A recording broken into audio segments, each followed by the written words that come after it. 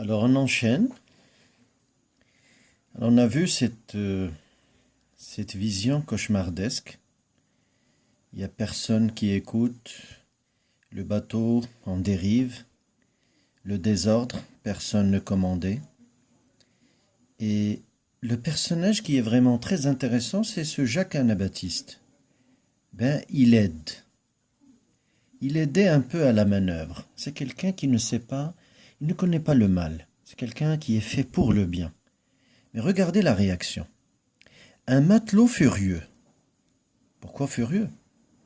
Qu'est-ce qu'il y a de mal s'il aide un peu à la manœuvre? La manœuvre, vous savez, les bateaux, ils marchaient avec des gouvernails. Le gouvernail, c'est comme une sorte de volant, si vous avez déjà vu les vieux bateaux. Donc il tient le gouvernail, donc c'est une bonne chose. Mais un matelot furieux le frappe rudement et l'étend sur les planches. Vous savez, il faut imaginer la force de ce coup donné à Jacques l'Anabaptiste. Alors Jacques l'Anabaptiste, qu'est-ce qu'il fait?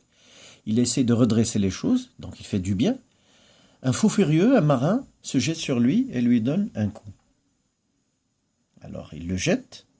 Réaction de Jacques l'Anabaptiste. Alors nous, on va voir qu'il va tirer sur le marin, ou bien il va lui faire la même chose, lui donner des coups. Non, pas du tout, pas ça. Mais du coup, il eut lui-même une si violente secousse qu'il tomba hors du vaisseau. La tête, la première.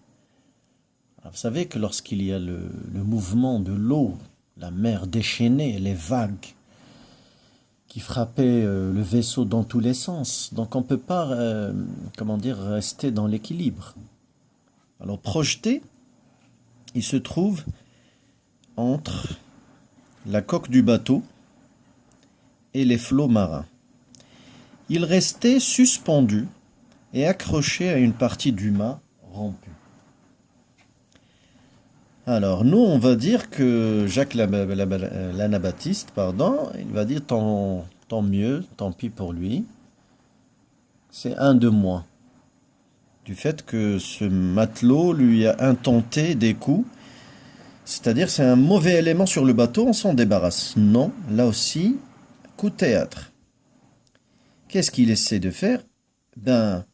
Il se précipite dans la mer, à la vue du matelot, qui le laissa périr, sans daigner seulement le regarder. Alors, essayez d'imaginer avec moi la scène.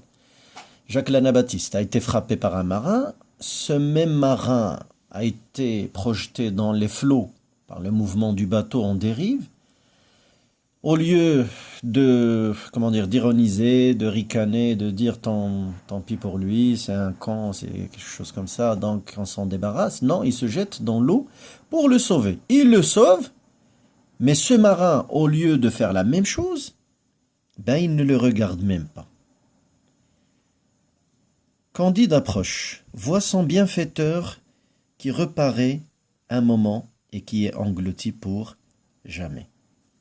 Là, c'est la mort de Jacques l'Anabaptiste. Jacques l'Anabaptiste est mort en venant sauver celui qui l'a frappé. Alors bien sûr, on va parler de cela après. On va parler de la fin de Jacques l'Anabaptiste, de la réaction de Pangloss, on va la voir par la suite. Donc ça sera le sujet de débat qu'on fera, Inch'Allah, après la lecture suivie. Maintenant, vous allez me suivre, vous allez essayer de comprendre, et après, on va discuter ça ensemble. Ok? Alors, Pangloss l'empêche. L'en empêche, c'est normal, c'est un philosophe. En lui prouvant que la rade de Lisbonne avait été formée exprès pour que cet Anabaptiste s'y noyât. Voilà, là, c'est une démonstration qu'on a déjà vue. C'est la théorie simpliste de Leibniz. C'est-à-dire que rien n'est fait